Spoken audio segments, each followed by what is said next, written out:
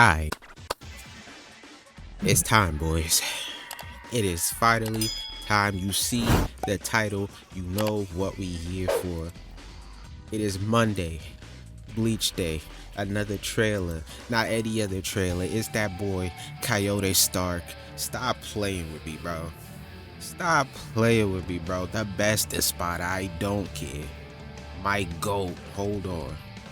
Hold on. Shall we get going, Lilinette? We already starting off in the release?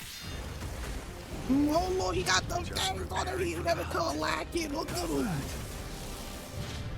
Let the bullets fly. Look at him, bro. You can't dodge this.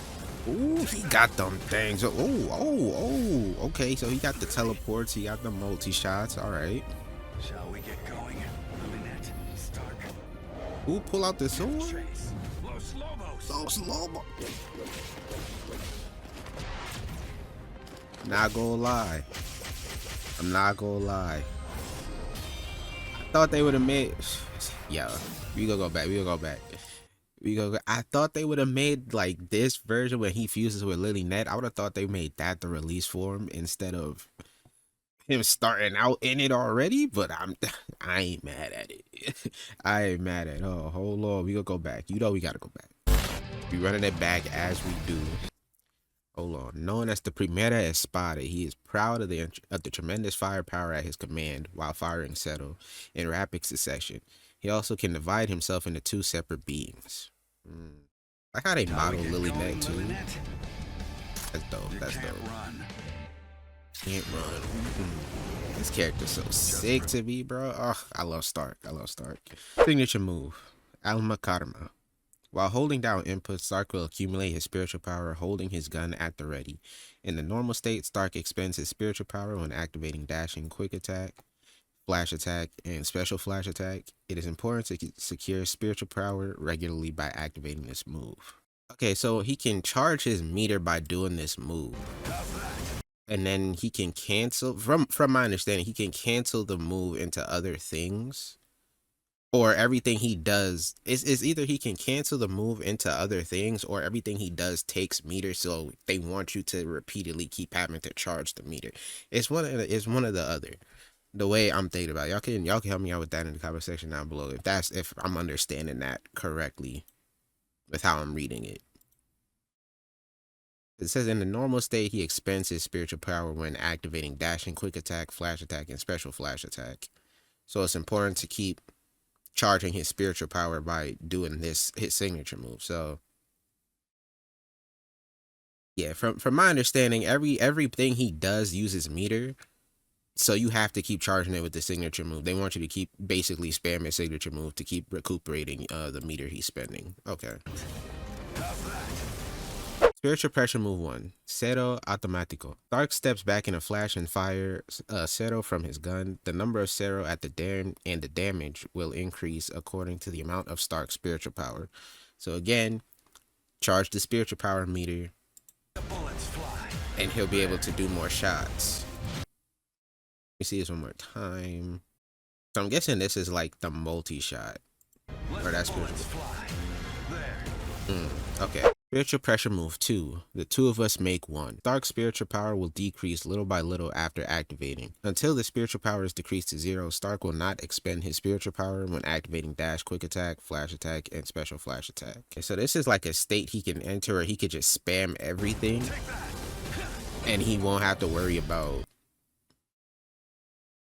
He can spam all of his moves and he won't have to worry about it taking spiritual power from him until it's gonna just drain all the way to 0, but he can do spam everything. Okay. Shall we get going, Lilinette? Stark. Give chase. Los Lobos. Oh, he's so cool. Awakening. Stark's performance is enhanced by releasing Los Lobos with Resurrection. Unlike the normal state that fights mainly at the long range, Stark's fighting style changes into close range after awakening. Stark will be able to activate powerful attacks by using Blue Flame Wolf that will be stocked in exchange of his own Kampaku. Okay, so this makes sense because he's basically just splitting his soul. So the wolves, they're stocked though. Wolves that become stocked in exchange for his own Kampaku. So he's giving up Kampaku for every time he wants to use one of the wolves as an attack. So it makes sense because, like I said, he's splitting his soul itself, so it's taken from his own life force to do those. So it makes sense. Okay. So that's the wolves. I'm guessing when he does this, yeah, the wolves hop down. He does like a little fadeaway backdash with it too. Okay.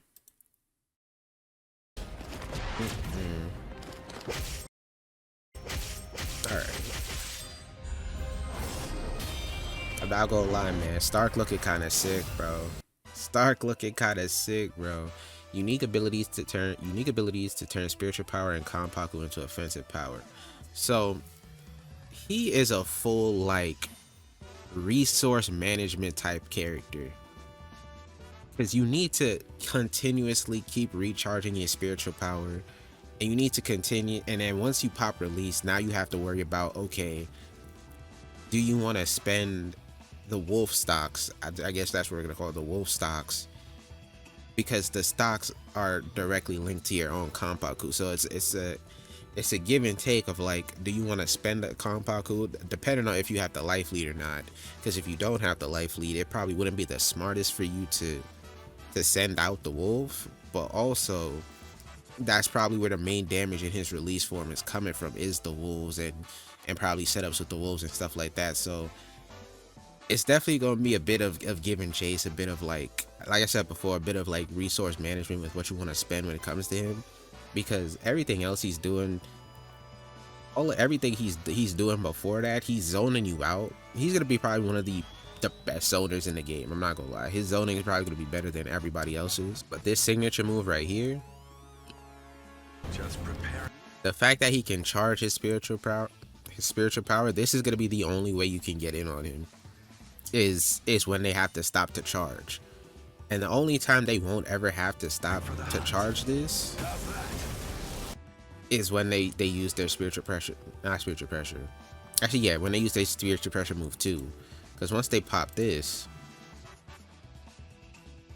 they won't lose any spiritual power for doing anything. They'll just be able to do all of their moves back to back, like spamming in succession until everything is gone. So it's really a matter of, can you get to him in between, you know, him shooting you and charging his spiritual power? Can you get to him before he pops his spiritual pressure move too? And if you can't, well, that's tough. Now you just gotta hold his zoning. But if you can, it's cool, because it doesn't look like he has any reversal options. He's one of those zoners that he doesn't really have a way for you to get off of him, so he just has to hold whatever you're doing. I think that's gonna be his downfall, is people getting in on him. But before that, he's gonna be able to keep a lot of people at bay, just spamming Ceros, his basics and his quick attacks, flash. All of that is just long range beams that you just can't get in on. So yeah, he's probably gonna be the best premier zoner in the game, or the premier zoner in the game. And then he pops Awakening. The whole game's changed. Now instead of zoning, I'm gonna rush down on you. You know what I'm saying? Now, depending on how you can use these wolves though, yeah, so the wolves up here, depending on if you can, like, say you can set these as like set play, kind of like how when he was fighting Love and Rose, he had the wolves kind of like sneak up on Love and Rose and like grab onto their ankles and stuff like that. They kind of like grabbed onto their ankles and caught them with a big explosion.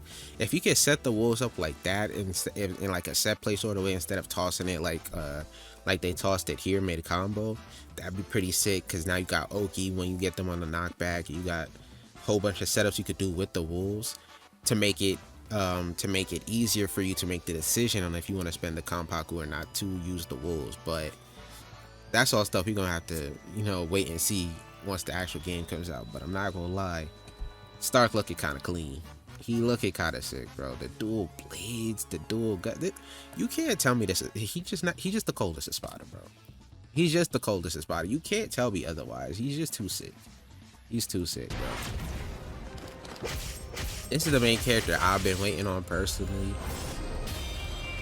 and like, look, he just too cold, bro.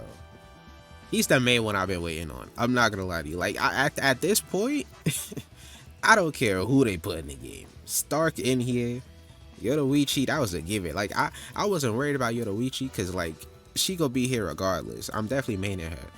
But my second,